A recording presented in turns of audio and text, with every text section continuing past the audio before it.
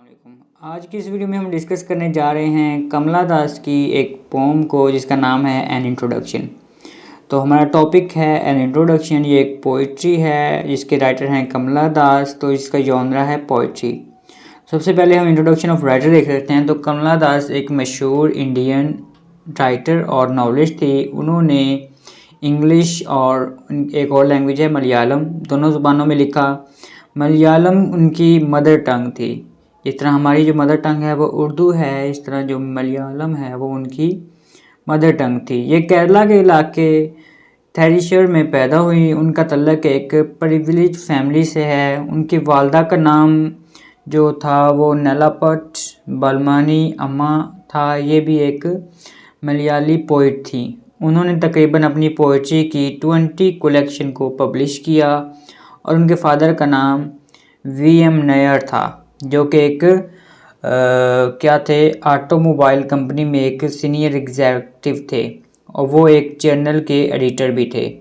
कमला दास ने पोइट्री की 3 कलेक्शन लिखी हैं इंग्लिश में, जिनके नाम समर इन कोलकाता 1965, उसके बाद द डिसेंडेंट 1967 और the old play house and other poems 1973। इसके अलावा उन्होंने बहुत सी शॉर्ट स्टोरीज़ और एसेस भी लिखे। उन्होंने 2 नॉवेल्स भी लिखे हैं और उनके एसेस को ज़्यादातर कम्युनिस्ट समझा जाता है। इसके अलावा उनके एक ऑटोबायोग्राफिकल वर्क है जिसे माई स्टोरी के नाम से जाना जाता है, जिसे 1967 में पब्लिश किया गया। ये उनका सबसे ज़्यादा वेल नाउन वर्क है। उनको 1984 में इंग्लिश राइटिंग की वजह से एकेडमिक अवार्ड से भी नवाजा गया। इसी साल इनको लिटरेचर में नोबेल प्राइज़ मिला। 1 फरवरी 2018 को गूगल ने उनको डूडल से नवाजा। अगर उनके कुछ इंपॉर्टेंट वर्क्स की बात करें, वैसे तो उनके बहुत से वर्क हैं, लेकिन हम कुछ ही इंपॉर्टेंट वर्क्स को डिस्कस करेंगे। उनके मतलब कि मैं आपको नाम बताऊंगा कि कौन कौन से हैं। जैसे कि the sirens, summer in Kolkata, the descendant, the old playhouse of other poems, my story जो है उसकी बायोग्राफी है। उसके बाद encountering Kamala, a doll for child prostitute. तो ये उनके कुछ वर्क्स हैं जो बहुत ज़्यादा इंपॉर्टेंट और फेमस समझे जाते हैं। उसके बाद अगर हम ये तो था एक राइटर का ओवरऑल एक ब्रीफ इंट्रोडक्शन। अब हम इस पोम का इंट्रोडक्शन देखते हैं। ये पोम इनको वेल नाउन, उनकी जो बहुत सी पोम्स के अंदर वेल नाउन पोम हैं उनमें से एक शुमार होती है। ये उनकी पोइट्री के फर्स्ट कलेक्शन जिसका नाम समर इन कोलकाता है, उसमें ये जो उसमें से ली गई है। इसमें 1965 में इसको पब्लिश किया गया। इसमें हमें लव और लव के बिट्रेयल से मिलने वाली पेन का जो है वो तल्लक नज़र आता है और उसका इल्म हमें होता है कि अगर हम इस पोम को डीपली पढ़ें तो हमें ये सिर्फ कमला का इंट्रोडक्शन ही नहीं बल्कि इन सारी वुमेन का इंट्रोडक्शन लगता है जिनको एक पैट्रियार्कल सोसाइटी में सफ़र करना पड़ा, जिन्होंने जो है फ्रीडम की ख्वाहिश की मगर इनको पुश कर दिया गया, उनको सप्रेस कर दिया गया। उनको बताया गया कि उन्होंने जो है वो ट्रेडिशनल वुमेन बनना है, उनका काम सिर्फ खाना बनाना, कपड़े सिलाई करना और घर वालों की खिदमत करना है।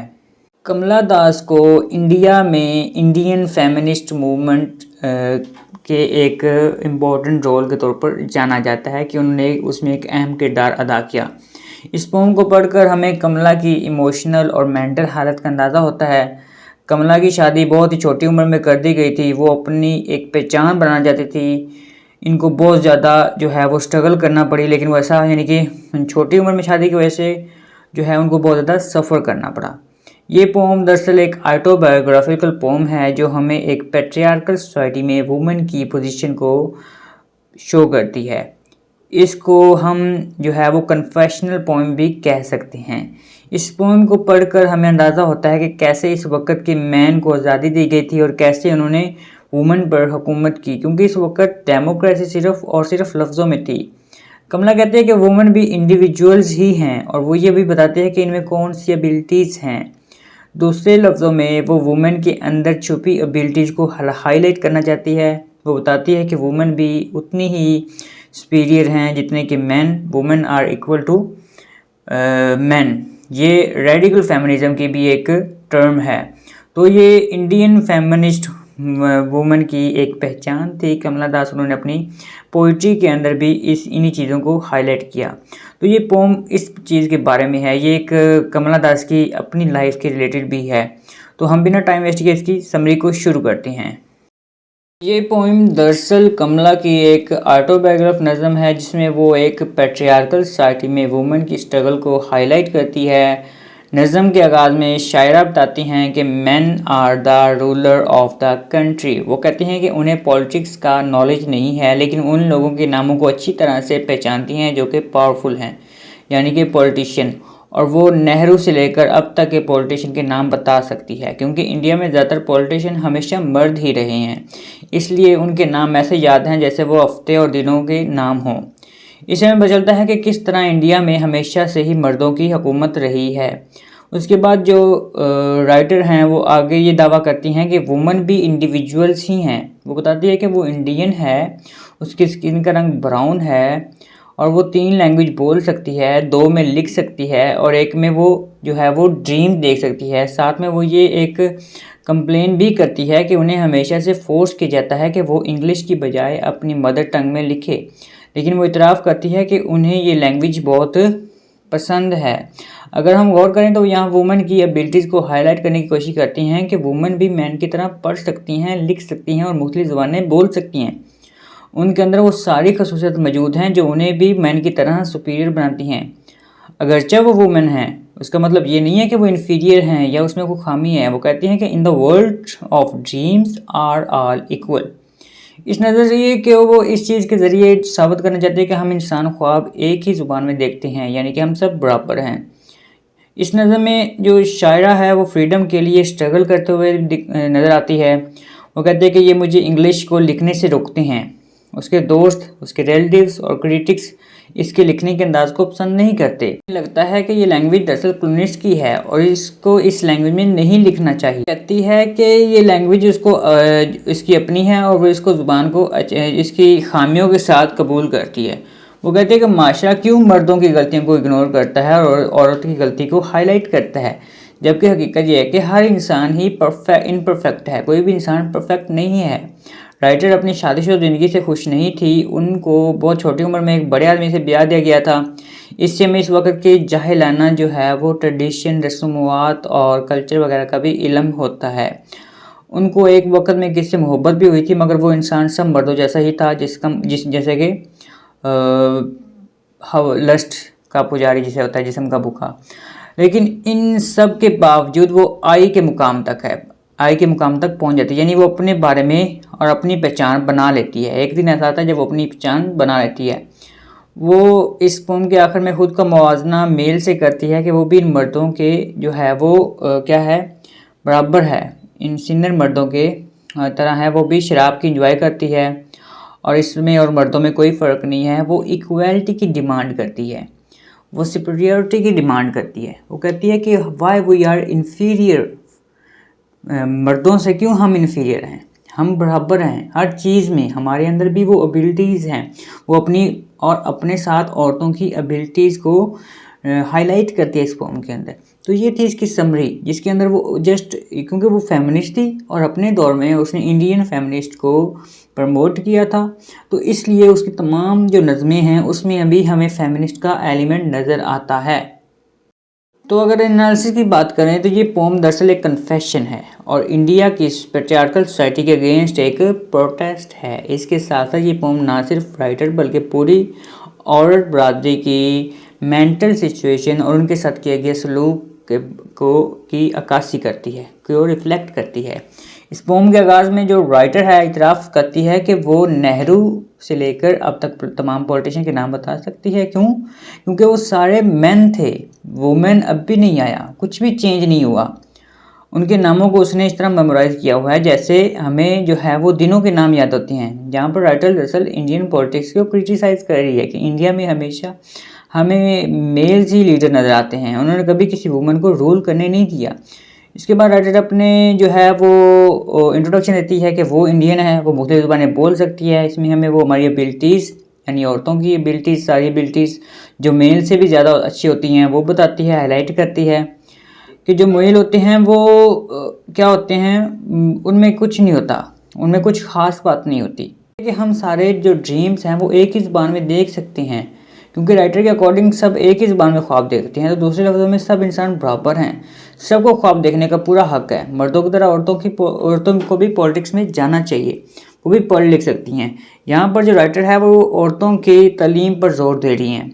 वुमन में वो सारी एबिलिटीज़ होती हैं जो मर्दों में पाई जाती हैं, वो भी मर्दों की तरह सुपीरियर हैं।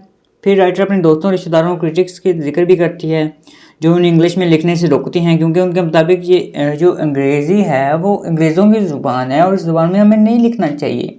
वो हमारे रूलर हैं, हमें उनके खिलाफ प्रोटेस्ट करना चाहिए। लेकिन शायरा बताती है कि वो सब इससे जेलस होते हैं क्योंकि वो इसकी तरह काबिल नहीं है। फिर राइटर कहती है कि उसको लिबर्टी का पूरा हक है, वो जो चाहे जिस ज़ुबान में चाहे जो चाहे लिखे। राइटर के अकॉर्डिंग एक लैंग्वेज किसी खास कम्युनिटी से लिमिटेड नहीं होती, बल्कि जब एक इंसान किसी लैंग्वेज को इस्तेमाल करने लग जाता है तो वो उसकी अपनी लैंग्वेज बन जाती है।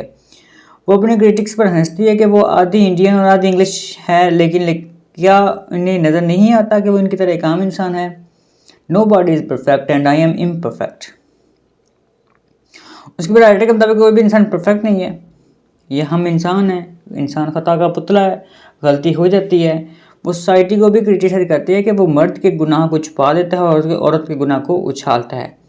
शायरा एक फेमिनिस्ट है जो अपनी औरतों के हकूक़ के लिए आवाज़ उठाती है। इन्होंने फ्रीडम पर जोर दिया और वो ऑपरेशन के खिलाफ है। वो कहती है कि हाफ़ इंडियन और हाफ़ इंग्लिश हूँ मैं और इन्हें इससे कोई फ़र्क नहीं पड़ना चाहिए। और फिर वो अपने रिलीजियस क्रिटिक्स उनके लिए उनके खिलाफ बोलती है कि उनकी अपनी कोई आइडेंटिटी नहीं है, वो इससे जलते हैं और वो भी एक आम ह्यूमन है। वो कहते हैं कि इंग्लिश उनके लिए इतनी ज़रूरी है जितनी कि लाइन के लिए क्या है रोड करना। वो अपनी शादीशुदा ज़िंदगी से नाखुश थी क्योंकि उनके हस्बैंड उनसे उम्र में बहुत बड़े थे। उन्होंने ऐसे इंसान की ख्वाहिश की थी जो उनकी सोच के मुताबिक होता, लेकिन उनके हस्बैंड के लिए वो सिर्फ एक क्या थे प्लेजर हासिल करने का एक टॉय होता है। उनको एक मर्द से मोहब्बत भी हुई थी जिसका नाम इन्होंने कभी मेंशन नहीं किया, लेकिन वो मर्द भी बाकी मर्दों की जैसा था, यानी कि लस्ट का पुजारी था। उन्होंने अपने हुलिये को लड़कों जैसे बनाने की कोशिश की। वो अपनी आइडेंटिटी को चेंज करना चाहती थी, लेकिन उनको जो है वो साड़ी पहनने पर मजबूर किया गया। उन्हें ये बार बार याद करवाया गया कि वो एक औरत हैं और उन्हें जो है वो क्या था, उन्हें वो कन्वेंशंस को फॉलो करना पड़ा। मगर उन्होंने अपने लिए लड़ना नहीं छोड़ा और एक न एक दिन आज़ादी हासिल कर ली। माशरा सोसाइटी है वो ये चाहती है कि वो अम्मे और कमला बने, लेकिन उन्होंने खुद को क्या किया, खुद को दास यानी कि पोइटस बनने पर तरजीह दी। वो भी बाकी इंसानों की तरह आई को अचीव करने में कामयाब हो गई। आई से मुराद आइडेंटिटी, वो खुद को सेंट भी समझती थी और सिनर भी था। एनालिसिस जिसके अंदर वो उसने अपने हमने पोम को देखा कि किस तरह पोम को ये डिस्कस किया गया और कमला दास ने किस तरह इस पोम को प्रेजेंट किया है। अब हम इस पोम के अंदर यूज़ हुए थीम्स को देखते हैं। थीम्स की बात की है तो इस पोम में दास ने बहुत से थीम्स को एक्सप्लोर किया है जो कि वुमेन के लिए बहुत ही मुफीद है। मिसाल के तौर पर फ्रीडम और जो है वो इक्वल राइट इन मैरिज और फेमिनिज्म। ये पोम दरअसल हमें ये बताती है कि तमाम वुमेन के पास फ्री चॉइस है। इस पोम को हम हमारी ज़िंदगी के हर एस्पेक्ट के साथ रिलेट कर सकते हैं, लेकिन ये ज़्यादातर लव और मैरिज पर फोकस करती है। Struggle of a women in a patriarchal society इसका फर्स्ट थीम है। इस पोम में कमला बताती है कि किस तरह एक वुमेन को पैट्रियार्कल सोसाइटी में आइडेंटिटी के लिए स्ट्रगल करना पड़ती है। दास जब अपनी लाइफ से अनहैप्पी थी तो उन्होंने लड़कों की तरह रहना शुरू कर दिया, मगर इस सोसाइटी ने इन्हें ये बताया कि वो एक लड़की है, इसलिए उनके बाल जो हैं वो लंबे थे और उन्हें साड़ी जो है वो पहनना पड़ती थी। उनका काम जो है वो लिखना नहीं है बल्कि किचन संभालना है और अपने शोर का ख्याल रखना है। दास ने मुसलसल अपनी खुशियों के लिए फ़ाइट की और एक दिन ऐसा आया जब वो कामयाब हो गई, जब उन्होंने आई को अचीव किया, I mean identity. Next theme की अगर बात की तो फ्रीडम इसका नेक्स्ट थीम है। इस पोम में दास हमें ये बताती है कि औरतों को भी इतना ही फ्रीडम मिलना चाहिए जितना कि मर्दों को मिलता है। औरतों को भी पढ़ने लिखने और ख्वाब देखने की आज़ादी होनी चाहिए। वो कहती है कि we dream in one language, यानी कि हम सब एक ही लैंग्वेज में ख्वाब देखते हैं, तो हम एक जैसा फिर क्यों नहीं रह सकते? क्यों हमें डिफरेंटली जो है वो बिहेव हमारे साथ किया जाता है? मर्दों के साथ अच्छे से सोसाइटी बिहेव करती है, हमारे साथ ऐसे बिहेव नहीं करती, हमें फ्रीडम नहीं मिलती। हमारी बुराइयों को ज़्यादा हाईलाइट किया जाता है जबकि मर्दों की बुराइयों को जो है वो रिमूव कर देता है, कम दिखाया ही नहीं जाता। तो एक औरत घर ही क्यों संभाले, वो बराबरी क्यों ना करे। तो वो इस फ्रीडम के बारे में बात किया। उसके बाद जो नेक्स्ट थीम है वो मैरिज का है। ये कमला की एक ऑटोबायोग्राफिकल नज़म है जिसमें वो एक पैट्रियार्कल माशरे सोसाइटी में औरतों की स्ट्रगल को हाईलाइट करती है। वो बताती है कि किस तरह एक शादी औरत से उसकी सारी खुशियाँ छीन सकती है। जब वो सिर्फ 16 साल की थी तो उनकी शादी एक अधेड़ उम्र के इंसान से कर दी गई थी जिसने इन्हें सिर्फ जो है वो क्या समझ लिया था, टॉय समझ लिया था फॉर टू गेट प्लेजर। तो औरत जो है वो जस्ट एक प्लेयर देने वाली एक चीज़ नहीं है जिसको वो इसे शादी से वो बहुत ज़्यादा नाखुश थी। इस पोम में हमें ये पता चलता है कि किस तरह जो शादी है वो एक औरत से उसके सारे ख्वाब छीन सकती है। कमला एक फेमिनिज्म थी, इन्होंने हमेशा वुमेन राइट पर तवज्जो दी, औरतों की बेहतरी के लिए काम किया। उसके अकॉर्डिंग औरत इंडिपेंडेंट है, वो ज़िंदगी के हर एस्पेक्ट से अपने फैसले खुद ले सकती है, वो खुद को डिस्कवर कर सकती है, वो अपने सेल्फ को अचीव कर सकती है। उसके बाद जो नेक्स्ट थीम मिलता है हमें वो क्वेस्ट फॉर लव है। ये थीम भी हमें इस पोम में नज़र आता है। इंसान के अंदर लव की क्वेस्ट होती है लेकिन वो क्वेस्ट कभी भी पूरी नहीं हो सकती। ये पोम दरअसल कन्फेशनल पोम है जिसमें कमला ने अपने पर्सनल एक्सपीरियंस को बयान किया है। उनको एक इंसान से मोहब्बत थी जिसका नाम उन्होंने कभी मेंशन तो नहीं किया, लेकिन वो इसके प्यार भरी नज़र को तरसती थी। लेकिन वो मुखलिस नहीं था, वो भी बाकी मर्दों की तरह सिर्फ जिस्म का पुजारी था। इंसान मोहब्बत का मतलब है लेकिन ज़रूरी नहीं है कि हर इंसान को मुखलिस मोहब्बत करने वाला ही मिले। कभी कभी जस्ट जो लोग हैं वो इंसान के रूप में भेड़िए भी निकल आते हैं। तो ये थे इस पोम के इम्पोर्टेंट थीम जिसको हमने डिस्कस किया और रीड किया। इसके बाद अगर हम सिग्निफिकेंस ऑफ टाइटल देखें तो इस पोम का एन इंट्रोडक्शन जिसका मतलब ये है कि a formal presentation of one self. ये दरअसल एक ऑटोबायोग्राफिकल पोम है। इसमें कमला अपने पर्सनल एक्सपीरियंस के बारे में बयान करती है। अगर हम ब्रॉड लेवल पर बात करें तो ये पोम सिर्फ कमला का तारफ़ नहीं करवाती बल्कि पैट्रियार्कल सोसाइटी में हर दूसरी औरत का इंट्रोडक्शन है जिसे मर्दों के माशरे में अपनी पहचान बनाने के लिए स्ट्रगल करना पड़ती है, सफ़र करना पड़ता है, उसे मुख्तलिफ़ किस्म के एक्सपीरियंस से गुजरना पड़ता है।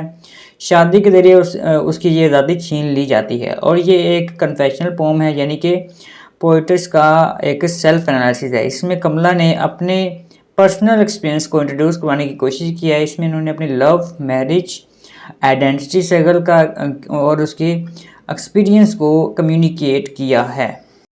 इसके बाद लिटरेरी डिवाइसेस की बात की है तो इसका जो पहले लिटरेरी डिवाइस हमें मिलती है वो एनाफोरा है। इस तरह एनाफोरा कहती है इस तरह repeating a sequence of words at the beginning of neighbouring classes. Poetry में ज़्यादातर इस लिटरेरी का डिवाइसेस का इस्तेमाल जो है वो एम्फसाइज के लिए किया जाता है। इस पोम में हमें आई लफ्ज़ बार बार देखने को मिलता है जिसमें राइटर जो है वो जोर दे रही है अपनी आइडेंटिटी बनाने की बात करने के लिए। उसके बाद नेक्स्ट जो है वो रेपिटेशन है। इससे मुराद ये है कि किसी वर्ड या फ्रेज़ का एम्फसाइज जो है वो एम्फसाइज करने के लिए रिपीट होना। जैसे कि पोइट्री इस पोम में माइंड लफ्ज़ को रिपीट करती है जिससे वो ये बताती है कि इनकी बॉडी और सोल पर पूरा हक है। उसके बाद अलिट्रेशन, इससे मुराद वर्ड्स के शुरू में एक जैसे कॉन्सोनेंट्स साउंड्स का रिपीट होना। मिसाल के तौर पर बी जो है वो जैसे कि very brown, born in Malabar, इस तरह के लफ्ज़ जो हैं वो रिपीट हो रहे हैं। उसके बाद जो नेक्स्ट लिटरेरी डिवाइस है वो मिजरी है। इस डिवाइस के थ्रू रीडर को पोइट्री में इंगेज किया जाता है। इसके थ्रू दरअसल राइटर रीडर्स के माइंड में एक पिक्चर को क्रिएट कर रहा है और रीडर को लगता है कि वो ये सब महसूस कर रहा है जो कि राइटर ने किया है। हमें लगता है कि वो एक्सपीरियंस हमारा अपना एक्सपीरियंस है। दास की इमेजेस ज़्यादातर जो हैं वो कंसाइज, सेंसुअल, एल्गोरिकल और एक्सप्रेसिव होते हैं। ये असल में इमेजरी को इफ़ेक्टिव इस्तेमाल करने का हुनर रखती थी। इस नज़म में हमें विजुअल्स इमेजरी का बहुत ज़्यादा यूज़ देखने को मिलता है। मिसाल के तौर पर ऑफ ट्रीज़ इन स्टॉर्म और ऑफ मूनसून क्लाउड्स और रेन और the incoherent muttering of the blazing funeral टाइप। उसके बाद जो नेक्स्ट है वो सिम्बोलिज्म है। सिम्बोलिज्म का होता है कि चीज़ों को लिटरल नहीं बल्कि सिंबॉलिक तरीके से रिप्रेजेंट करने को सिम्बोलिज्म कहता है। इस तरीके से राइटर असल विवर्ट और क्रिएटिव जो है वो रियलिटी को इस्तेमाल कर रहा है। इस पोम में राइटर ने सिम्बोलिज्म को वुमेन की स्ट्रगल और उनके ऑपरेशन और उनकी डिज़ायर को कम्युनिकेट करने के लिए इस्तेमाल किया है। मिसाल के तौर पर ओशन टायरलेस वेटिंग, इसमें वो खुद को ओशन कहती है, जबकि द वास्ट एंड द क्या है टेंगरी हेस्ट ऑफ रिवर, इससे मुराद इनका लवर था कि किस तरह उनमें ओशन जैसा सब्र है, वो इसका इंतज़ार कर सकती है, मगर उसके लवर में पेशेंस नहीं है, वो लालची था जिस्म का। तो ये थी ओवरऑल हमारी आज की पोम, जिसमें हमने द इंट्रोडक्शन पोम जिसको हमने डिस्कस किया, जिसमें वो अपनी सेल्फ स्ट्रगल और अपनी आई की पहचान के बारे में बताती है। और इसमें हमने तमाम थीम्स और समरी एनालिसिस वगैरह सब कुछ देखा। उम्मीद करता हूँ ये आपको मेरा ये लेक्चर समझ आया होगा। अगर समझ आया है, पसंद आया है तो लाइक शेयर और कमेंट करना मत भूलिएगा। शुक्रिया, अल्लाह हाफिज़।